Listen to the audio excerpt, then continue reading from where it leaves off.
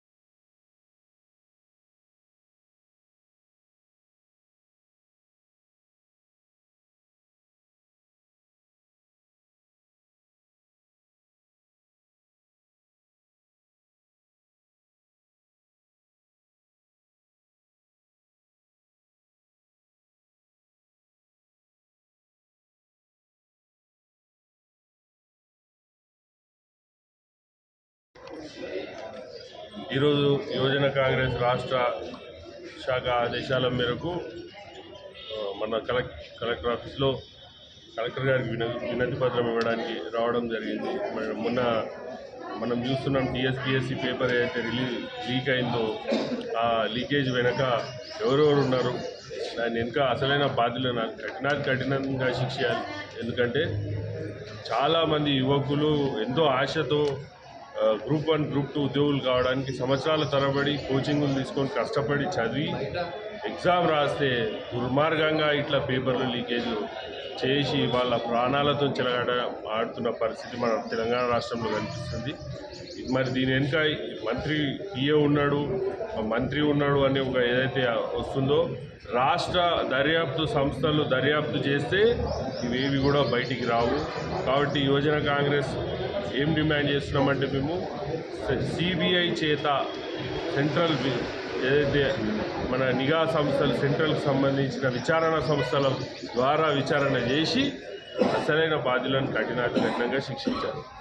ఎవరైతే ఉద్యోగులు టీఎస్పీఎస్సీలో పనిచేస్తారో వాళ్ళు గ్రూప్స్ రాయడానికి అర్హులు కారు అనే నిబంధనలను పాతరేస్తూ అందులో పనిచేస్తున్నటువంటి ప్రవీణ్ కుమార్ అనే దుర్మార్గుడు ఒక అమ్మాయి వలల పడి ఇంత నీచమైన చర్యకు పాల్పడి మరింతమంది యువకుల గోస పెడుతుంటే రాష్ట్ర ప్రభుత్వం చిన్న సిట్టేసి నిమ్మగ్నీరెత్తనట్టు ఉండడము నిజంగా కూడా దురదృష్టము.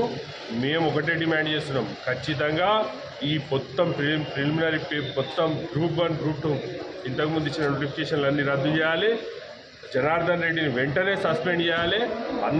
దానిలో ఉన్న వాళ్ళందరినీ కూడా చట్టరీత్యా చర్యలు తీసుకోవాలి. మళ్ళీ ఫ్రెష్గా నోటిఫికేషన్స్ ఇచ్చి దానిలో ఎవరైతే పార్టిసిపేట్ చేస్తారో వాళ్ళందరికీ కూడా అన్ని వసతులు రాష్ట్ర ప్రభుత్వమే కల్పించి వాళ్ళు ఎగ్జామ్ రాసేలా చూడాలి. దాని పారదర్శకతను పోనీయొద్దు. టీఎస్పీఎస్సీ అంటే చాలామందికి ఆశ జీవితంలో టీఎస్పీఎస్సీ లాంటి సంస్థ ద్వారా ఉద్యోగం పొందితే తరతరాలు సెట్ అవుతారనే ఒక ఆశను తెలంగాణ రాష్ట్రం వచ్చిన తర్వాత నీరుగారిపోయింది. టీఎస్పీఎస్సీ అంటే పేపర్లు అమ్ముకునే స్థాయికి దిగజారింది. కాబట్టి మేము ఈ సందర్భంగా డిమాండ్ చేస్తున్నాము, ఖచ్చితంగా ఆ జనార్దన్ రెడ్డిని సస్పెండ్ చేసే వరకు యువజన కాంగ్రెస్ పోరాటం ఆపదు.